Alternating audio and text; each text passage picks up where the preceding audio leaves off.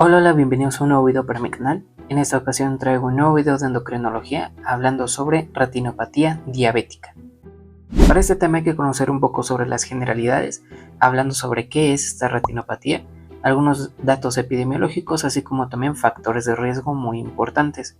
Después voy a hablar sobre la fisiopatología, que es muy similar a lo que es la fisiopatología de la neuropatía diabética, que pues ya hablé en los videos pasados, así que prácticamente si vieron esos videos ya aquí va a ser más fácil entenderlo, puesto que es prácticamente lo mismo, solo le voy a agregar algunas cositas que pues son más presentes en la retinopatía que en la neuropatía diabética. De igual forma voy a hablar sobre el cuadro clínico y el diagnóstico y por último el tratamiento. Entonces, empezando con las generalidades, esta retinopatía es una complicación microvascular, es la complicación microvascular más común en diabéticos y está caracterizada por la degeneración de las neuronas de la retina y angiogénesis. Ya vamos a ver más adelante qué significa esto de angiogénesis. Algunos datos epidemiológicos es que pues esta retinopatía diabética es una de las causas principales de pérdida de la visión, así como también el 25% de los diabéticos van a tener cierto grado de retinopatía diabética. Por ejemplo, en un paciente de reciente diagnóstico de diabetes mellitus tipo 2, del 100% de estos pacientes, el 25% ya tiene cierto grado de esta deficiencia, de esta alteración en la retina. Y pues en cuanto a la prevalencia, pues esta va a aumentar tras 5 años de la diabetes mellitus. Como vamos a ver más adelante, pues hay que conocer de que, por ejemplo, si un paciente tiene diabetes mellitus tipo 1, pues a partir de que se le hizo el diagnóstico de diabetes mellitus tipo 1, 5 años después, o bueno, de 3 a 5 años después, se le va a empezar a revisar si tiene o no alguna complicación, como por ejemplo la retinopatía diabética. En el caso de un paciente con diabetes mellitus tipo 2, allí a partir del diagnóstico hay que revisar que no tengan complicaciones, porque luego un paciente puede tener diabetes mellitus tipo 2, pero sin darse cuenta o sin tener tantos síntomas que pues que lo conlleven a ir al doctor. Entonces por eso es de que puede que, como ya tiene mucho tiempo con diabetes, pero el paciente como no había acudido al doctor o no sabía que tenía esta diabetes, pues lo más probable es de que luego ya tengan alguna complicación como neuropatía o en este caso retinopatía diabética. Ahora bien, por ejemplo en Estados Unidos, de 12.000 a 14.000 casos por año hay de ceguera, ¿ok? De 12.000 a 14.000 casos de ceguera por año tienen en Estados Unidos. Y no solo en Estados Unidos, también en México tienen cifras similares. Y nada más les puse este dato para que vean de que sí es un gran problema esta patología. Y pues ya para terminar las generalidades hay que conocer algunos de los factores de riesgo, como lo son obviamente la evolución de la diabetes mellitus. Y mientras más tiempo pase un paciente con diabetes mellitus, más probabilidad es de que tenga una retinopatía diabética, así como también que tengan un mal control de la glucemia, por ejemplo, cifras mayores de 7% en la hemoglobina glucosilada. Más de 7% es un factor de riesgo para desarrollar retinopatía diabética. Algo muy importante en esta entidad es la hipertensión, ¿ok? Vamos a ver de que cuando se habla de microangiopatía, se va a ver más que nada en la retinopatía diabética y, como veremos en otro video, la nefropatía diabética. La hipertensión es un factor de riesgo muy importante para estas dos entidades, así como también que ya hayan tenido complicaciones microvasculares previas, que padezcan de dislipidemia, y así como también el tipo de diabetes mellitus. Es más prevalente o más común encontrar una retinopatía en pacientes con diabetes mellitus tipo 1, así como también el embarazo es un factor de riesgo y pues anemia. Y algo muy importante es que en algunos estudios se ha relacionado que existe una carga genética para el desarrollo de esta retinopatía, principalmente aquellos pacientes que tengan esto de acá, HLA-DR4. Ahora pasando a la etiopatogenia, si se dan cuenta es prácticamente el mismo esquema que les había enseñado en la fisiopatología de la neuropatía. Nada más cambié pues algunas cositas, simplemente pues encaminándolo a lo que es la retinopatía, pero en sí todo inicia por una hiperglucemia. Bueno, antes, este es un poco más de progresión rápida, a diferencia por ejemplo de la neuropatía. Habíamos visto de que el cuadro es silencioso y tiene un progreso más lento. En esta retinopatía tiene una progresión más rápida. De hecho, como les digo, en muchos de los casos que, por ejemplo, si un paciente tiene diabetes mellitus tipo 2, aproximadamente el 25% pues ya tiene un cierto grado de retinopatía diabética, a comparación de, por ejemplo, una neuropatía o una nefropatía. Este tiene un progreso un poquito más rápido que los otros dos. Ahora bien, entonces todo inicia con la hiperglucemia. Lo mismo, se llevan a cabo la activación de diferentes vías. ¿Qué vías? Las mismas del video pasado. La vía de los polioles, de la aplicación de las proteínas, vía de las exosaminas y activación de la proteína C. Ya no voy a hablar tanto, bueno, no me voy a tener tanto en estas vías, simplemente con que voy a recordar algunos puntos muy importantes de estas vías, pero si quieren conocer más a detalle todas estas vías, pues vayan a ver el video pasado. Pero bien, ¿qué pasa con esta activación de las vías? Pues lo mismo, se acumulan sustratos tóxicos, se secretan factores de crecimiento, se produce una inflamación, se produce daño celular, aumenta el estrés oxidativo, o sea, todo esto conllevan estas vías metabólicas, una más que otra. ¿Para qué? ¿A qué conllevan todo esto? Pues a un daño vascular y endotelial. ¿Y en dónde se va a llevar a cabo más que nada este daño vascular y endotelial? Pues principalmente enfocándose en el ojo. Ahorita que estamos hablando de retinopatía diabética, pues nos vamos a enfocar más que nada en las estructuras del ojo, principalmente pues en la retina, ¿ok? Para empezar a hablar un poquito de las vías, como a manera de recordatorio, pues empezamos con lo que es la vía de los polioles, en donde pues ya sabemos de que entre más glucosa exista en la sangre, más actividad va a tener lo que es la aldosa reductasa, que pues es prácticamente el inicio de la vía de los polioles. Recordemos que la glucosa pasa gracias a esta aldosa reductasa a sorbitol, y del sorbitol a fructosa gracias al sorbitol deshidrogenasa. Y bien, entonces se produce sorbitol y se produce fructosa. Y también hay disminución del NADPH. Esto es muy importante, ahorita vamos a recordar por qué. Pero bien, ¿en qué tejido se va a realizar este proceso de la vía de los polioles? Principalmente en el cristalino, en la retina, en el hígado, riñón y células de Schwann.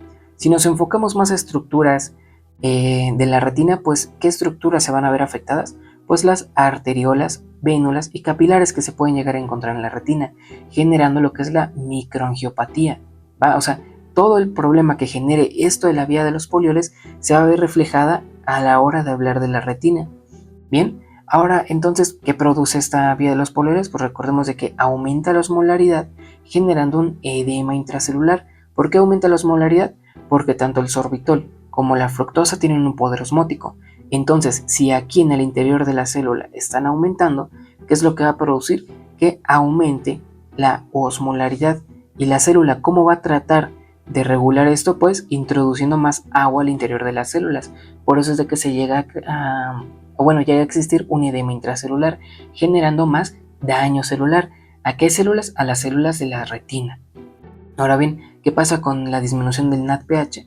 Pues aquí disminuye la síntesis de glutatión, que pues es un antioxidante, y al no tener un antioxidante, pues van a existir más producción de radicales libres, ¿generando qué? Pues generando un estrés oxidativo, dañando aún más las células. ¿Qué células? Repito, las células de la retina.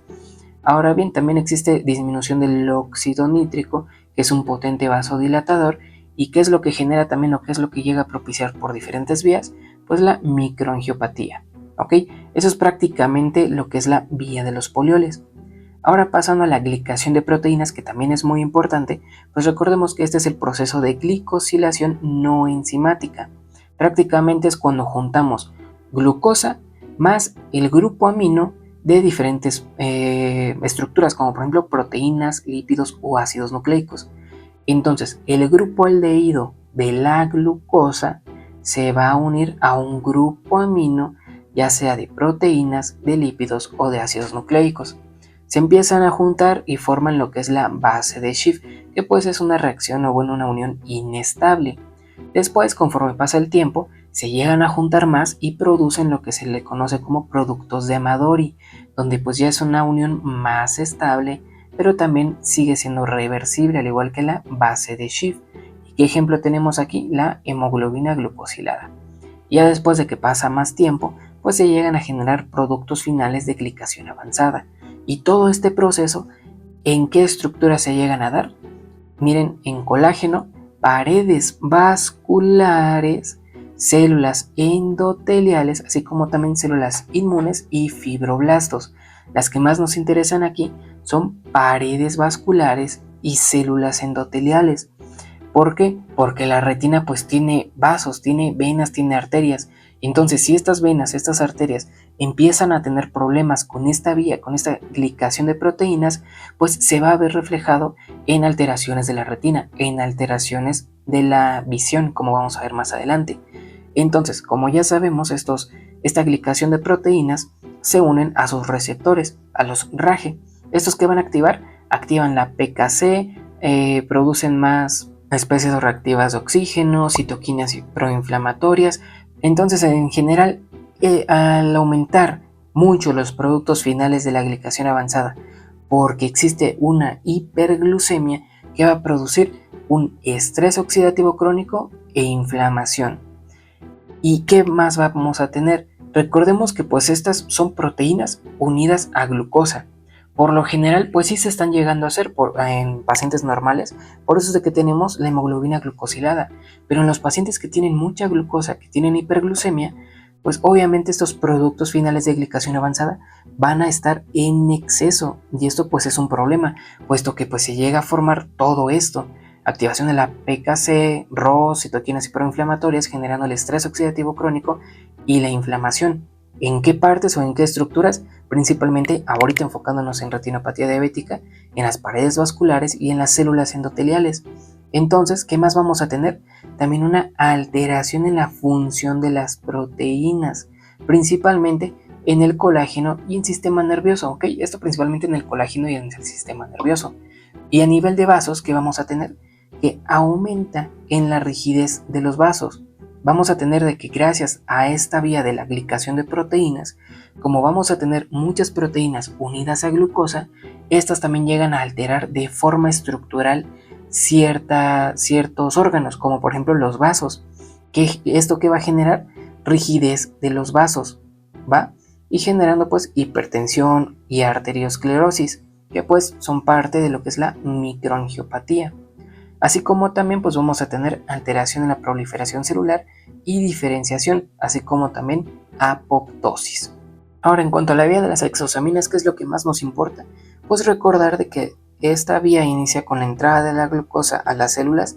¿Qué células? Pues células del hígado, células del riñón, células de los nervios y de los vasos sanguíneos. Esto es lo que más nos interesa ahorita.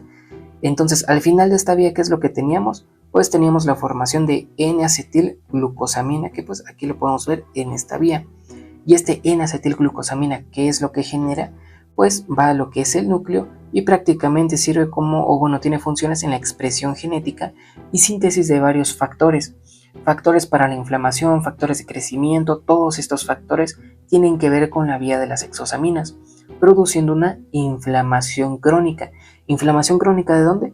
Pues de los vasos sanguíneos. Si se produce una inflamación crónica de los vasos sanguíneos, pues vamos a tener una microangiopatía. ¿Por qué? Porque la inflamación llega a dañar a los vasos sanguíneos. Y por último tenemos la última vía, que es la de activación de la proteína C, que pues esta era una proteína plasmática implicada en la regulación de la coagulación sanguínea y la inflamación. En general, ¿cuáles eran las funciones de esta proteína C? Pues tenía función de anticoagulante, antiinflamatorio, así como también regular la expresión de moléculas de adhesión celular en el endotelio, evita la apoptosis y promueve la vasodilatación. Pero ¿qué es lo que pasa? Por ejemplo, en estados de hiperglucemia, todas estas funciones fallan. Esta función de anticoagulante no se da, esta función de antiinflamatoria no se da, ya no puede evitar tanto la apoptosis y no promueve la vasodilatación, sino que, por ejemplo, en la retinopatía diabética existe una isquemia. Y esta isquemia, ¿qué es lo que va a conllevar? A la neovascularización, ¿ok? A la neovascularización. La isquemia produce la neovascularización. Es como un mecanismo como de defensa, por decirlo así, que tiene el ojo, más que nada los vasos de la retina, a que cuando ven de que no les llega suficiente sangre o que tienen isquemia, dicen, ok, vamos a generar nuevos vasos. ¿Y cómo generan estos nuevos vasos?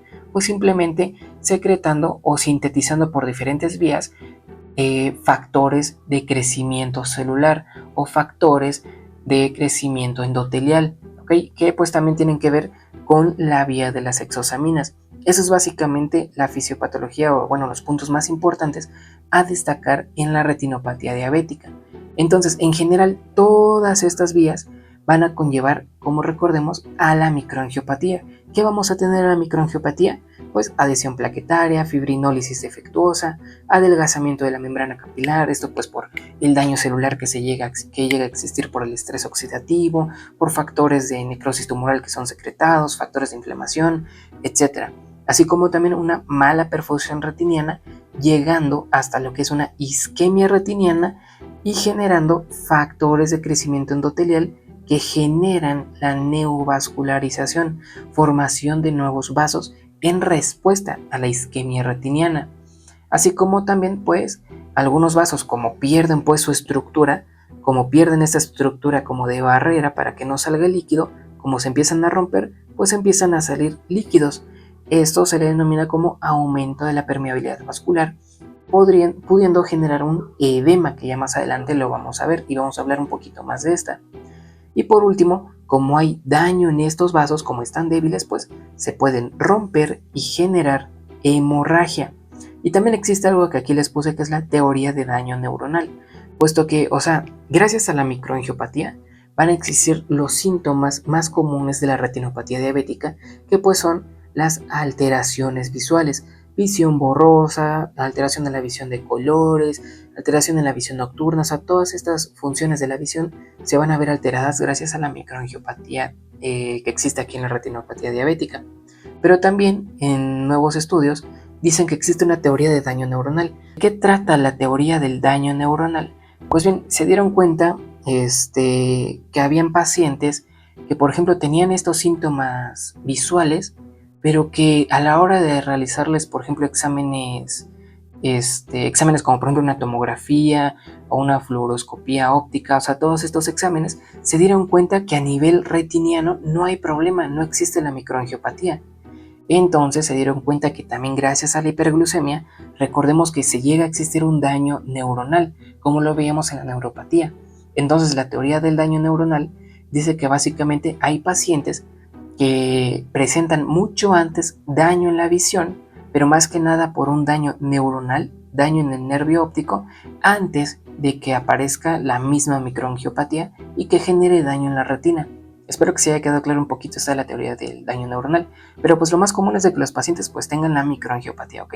Que se altere la retina, que se alteren los vasos de la retina, generando todos los síntomas que pues vamos a ver más adelante. Y entonces, pasando a lo que es el cuadro clínico, vamos a encontrar que los síntomas principales son la alteración en la visión en estos pacientes.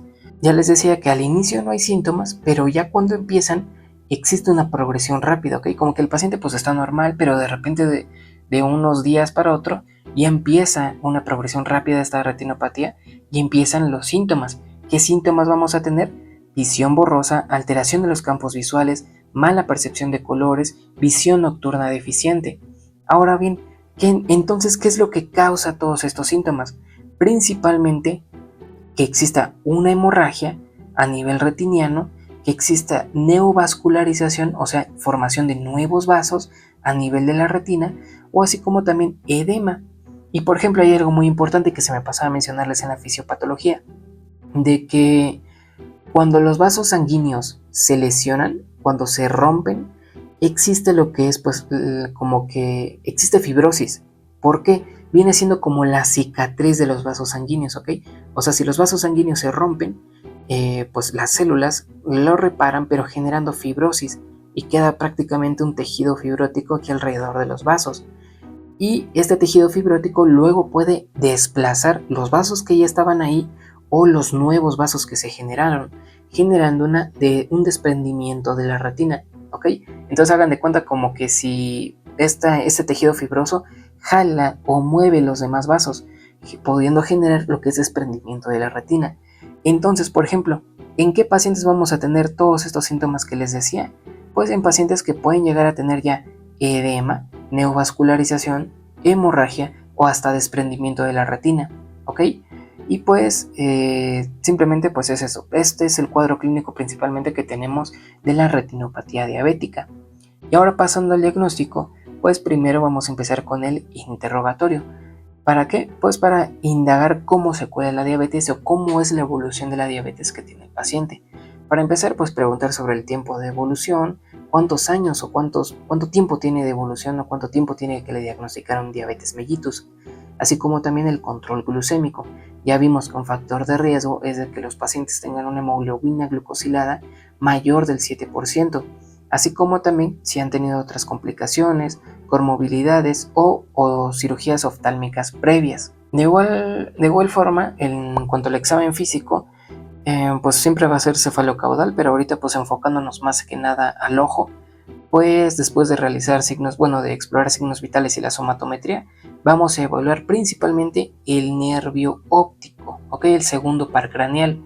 ¿Qué es lo que le vamos a evaluar al nervio óptico? Pues las 4 cosas de siempre que se tienen que evaluar en el nervio óptico. La agudeza visual, que se puede evaluar con una tabla de Snellen o una tabla de Rosenbaum, así como también la campimetría por confrontación, en donde pues vamos a evaluar los campos visuales de los pacientes, así como también la vista a color, principalmente utilizando las tablas de Ishihara, y lo más importante, el fondo de ojo, ¿ok?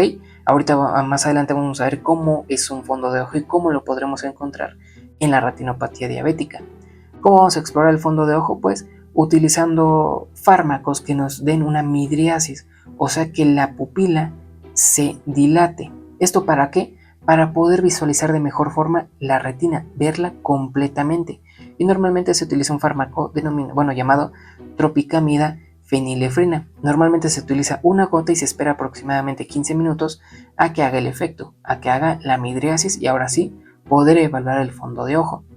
Y algunos otros estudios que se podrían utilizar, pero el gold estándar prácticamente es el fondo de ojo, pues también podría ser la tomografía de coherencia óptica, fluorangiografía de retina, ultrasonido ocular modo B, pero pues no voy a entrar en detalle a esto, porque esto pues ya es más de un especialista, ¿ok? Normalmente lo que se llega a hacer en primer nivel es el fondo de ojo. Entonces, continuando con el diagnóstico, aquí les tengo algunos otros auxiliares diagnósticos para la retinopatía diabética, como les decía, la tomografía, la fluorangiografía y el ultrasonido ocular modo B, que pues ahí están las características y el momento en que se puede llegar a utilizar. Pero os repito, pues esto ya es más que nada de un especialista, así que pues nada más les dejo ahí la tabla por si lo quieren llegar a ver. Lo que más nos interesa ahorita es la oftalmoscopía, ¿va? Recuerden, pues se puede utilizar un fármaco para que realice la midriasis de la pupila y pues así poder ver completamente lo que es la retina. Y hay algo muy importante, la oftalmoscopía es el gold estándar de diagnóstico de una retinopatía diabética. Y gracias a la oftalmoscopía vamos a tener la clasificación de esta entidad. Se va a dividir en una retinopatía diabética no proliferativa y en otra proliferativa. ¿En qué se diferencian cada uno? Pues bien, la no proliferativa van a ver sí cambios intravasculares. Puede que el vaso pues ya esté medio dañado, que existan alteraciones como por ejemplo microaneurismas, microhemorragias, lesiones de la mácula o lesiones intravasculares intrarretinales, eso, ¿ok? Eso es prácticamente lo que encontramos en la proliferativa, pero aquí aún no hay tejido fibroso ni neovascularización, por eso es no proliferativa, porque no hay nuevos vasos. Mientras que en la retinopatía diabética proliferativa, aquí de igual forma hay cambios intravasculares y sí se llega a dar un desarrollo fibroso y hay neovascularización, formación de nuevos vasos. Ahorita vamos a ver como tal estas lesiones de acá, ¿ok? Vamos a hablar sobre las lesiones y cómo las podríamos encontrar a la hora de realizar la oftalmoscopía. Empezando con la clasificación de retinopatía diabética no proliferativa, algo muy importante a destacar es de que esta retinopatía pues normalmente no requiere un tratamiento, simplemente requiere como que profilaxis, de igual forma controlar la glucosa, hacer dieta y ejercicio, controlar si existe una hipertensión arterial. Eso en sí no requiere un tratamiento específico para la retinopatía diabética, ¿ok? Sino prácticamente tratar los causantes, como lo es la hiperglucemia. Pero bien, ¿qué alteraciones podremos encontrar en una retinopatía diabética no proliferativa? Los microaneurismas, que son puntos rojos con márgenes bien definidos y no más grandes que los vasos. Si nos damos cuenta, aquí se llega a apreciar puntitos. No sé si los llegan a ver, los voy a encerrar. Aquí hay un puntito, aquí hay otro puntito, otro puntito. Esas serían las microhemorragias. Aquí hay otro puntito y otro puntito. Son puntos rojos con márgenes bien definidos, no más grandes que los vasos. Mientras, ¿cuáles son las microhemorragias? Es un sangrado real dentro de la retina por microaneurismas o aumento de la permeabilidad de los vasos. Aquí pues son sangrados grandes, irregulares y mal definidos. ¿Dónde podremos encontrar esos? Pues si se dan cuenta, acá. Prácticamente toda esta zona es una microhemorragia. Dense cuenta aquí cómo se ve amarillo. No sé si lo llegan a apreciar. Se ve amarillo todo. Y solo están los puntitos rojos, que es la microaneurisma. Pero aquí en la microhemorragia, si se dan cuenta, toda esta parte está como que más pintada de rojo. Esto vendrían siendo las microhemorragias, que son dentro de la retina. Esto es muy importante porque después vamos a ver las hemorragias y pues vamos a ver de que no está dentro de la retina como tal. Las microhemorragias están dentro de la retina y pues se ven así como que manchitas, ¿va? Y pues aquí nada más les puse un fondo de ojo, pues como se vería normal, ¿va? Así va a estar en todas las diapositivas como para que las comparen. Ahora bien, pasando a otras alteraciones que se pueden ver en esta retinopatía diabética no proliferativa, están los exudados, ¿va? Encontramos los exudados duros y los exudados blandos. Los exudados duros son estos de acá y prácticamente son lesiones blanco-amarillentas por depósitos de colesterol, principalmente lipoproteínas, que pues se fugan gracias a que pues la pared vascular pues está alterada. Pueden haber microaneurismas o simplemente como hay aumento de la permeabilidad, estos colesteroles pues viajan a través de los vasos y pues llegan acá en la retina generando estos exudados duros. Y pues aquí son irregulares y varían en tamaño, prácticamente se ve como grasa. Esto prácticamente es el edema. Igual más adelante pues voy a explicar un poquito más sobre el edema, pero para que de una vez vayan como que viendo más o menos cómo es el edema. Es esto de acá, son exudados duros, así es como se ve el exudado duro. Ahora bien, también encontramos exudados blandos, que por lo general se encuentran por encima del centro de la imagen o acá en esta zona, en la zona como de las 3 de la tarde o de las 9:30, que por acá se podría llegar a encontrar, pero en esta imagen se ve acá. Ese prácticamente sería lo que es el exudado blando, ¿va? Y pues normalmente se denominan como manchas algodonosas, son redondeadas y de bordes imprecisos. Ahora bien, pasando a otras alteraciones que vemos en esta no proliferativa, encontramos las lesiones microvasculares intrarretinales, que son lesiones en el centro como pequeños vasos en forma de telaraña. No confundir con los microaneurismas, que pues eran los puntitos rojos y que pues también podríamos llegar a apreciar acá las microaneurismas, ni con la microhemorragia, que pues eran las manchas que estaban como acá en la retina, sino que estas indican esto de acá, como telaraña que se llega a apreciar aquí como de vasitos pequeños, son estas lesiones microvasculares intrarretinales, son esas que se llegan a apreciar aquí como telaraña. Ahora bien, encontramos los rosarios venosos, o prácticamente cuando vemos los vasos como en forma de salchicha. Son lesiones en el vaso principal o a su paso por el centro y todo su trayecto izquierdo. Miren cómo vamos a encontrarlos. Normalmente, creo que no se llega a apreciar tanto en la imagen, pero normalmente vamos a tener que los vasos hacen esto. A ver, lo voy a dibujar con esto. Hagan de cuenta que los vasos llegan a hacer esto y después esto, después esto. Algo así se llegan a formar. Por eso es que como que luego se denomina como de salchicha o en rosario, porque así se llegan a ver los vasos. ¿Por qué? Porque tienen alteración en la estructura de la pared endotelial y todo eso, ¿va? Así es como pues se llega a medio apreciar un poco lo que es el rosario venoso o los rosarios venosos. Y algo muy importante, y es que es un predictor de progresión a una retinopatía diabética proliferativa, ¿ok? O sea, ya si vemos rosarios venosos, y hay que tener muchísimo cuidado, puesto que ya es la última etapa de una retinopatía diabética no proliferativa. De ahí en adelante es muy fácil que el paciente progrese a una retinopatía diabética proliferativa. como lo vamos a ver a continuación. Ahora ya pasamos a la retinopatía diabética proliferativa, en donde sí o sí aquí sí se requiere tratamiento, que más adelante pues vamos a ver qué tratamiento vamos a dar. En sí tenemos 4 alteraciones. La primera es la de neovasos, ¿ok? La neovascularización, en donde pues estos vasos nacen de la retina o el nervio óptico, y como ya les decía en la fisiopatología, es la respuesta a la isquemia, ¿va? Y estos nuevos vasos, como los podemos ver acá, todos estos pues son nuevos vasos. Dense cuenta que eso no existe acá. Aquí pues sí se ve normalito, ¿no? Pero vemos acá y aquí hay bastantes vasos, se ven bastantes. Entonces pues es la respuesta a la isquemia. Como pues la retina no recibe suficiente sangre, ok, entonces empieza a sintetizar pues más factores de crecimiento endotelial, lo que va a generar la neovascularización. Así como también podríamos encontrar una proliferación fibrosa, que pues es el tejido fibroso blanco entre los vasos, que lo podemos ver acá, que como ya les decía, este tejido fibroso puede traccionar, puede jalar a los vasos y generando hemorragias o desprendimiento de la retina. Dense cuenta, todo esto de acá es prácticamente porque un vaso sanguíneo se lesionó y llegaron células a tratar de repararlas y generaron tejido fibrótico alrededor de ellas, generando todo esto, este tejido fibrótico, ¿va? Eso es otra de las lesiones que podremos encontrar en una retinopatía proliferativa.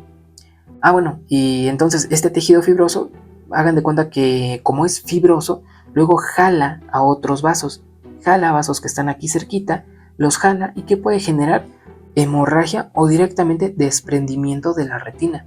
Por eso es muy importante detectar este tipo de lesiones para prevenir esto, ¿va? Y pues bien, ¿qué otras lesiones podremos encontrar? La de hemorragia, en donde el sangrado recubre los grandes vasos, indica anterior a la retina. Miren, dense cuenta, es muy diferente a la microhemorragia. La microhemorragia, si se dan cuenta, como que estaba atrás de los vasos y como que eran manchitas. Aquí directamente vean cómo se mira, tapan a los vasos. Hagan de cuenta que aquí viene un vaso y ya por la hemorragia ya no se ve, solo se ve su continuidad, pero aquí está tapado por la hemorragia. Esta es una hemorragia. La microhemorragia eran las manchitas que vimos pues en las anteriores diapositivas. Pero bien, ahora vamos a tener dos tipos de hemorragia. Puede ser preretinal, que el sangrado va al espacio potencial entre la retina o la membrana limitante anterior, ahí la materia, que pues ahorita vamos a ver una imagen, esta de acá, en donde pues vaya aquí en esta parte de acá, en este espacio potencial que existe entre la retina y pues la membrana limitante que está aquí posterior. O también hemorragia vítrea, que por ejemplo la sangre que estaba aquí en la retina se desplace a lo que es el humor vítreo o al espacio vítreo. Ese sería como que los dos tipos de hemorragia que pues podríamos encontrar en estos pacientes. Y pues bien, entonces en conclusión, ¿qué clasificación encontramos? Pues es esta. Pacientes sin retinopatía diabética, a la hora de la oftalmoscopía no hay alteraciones.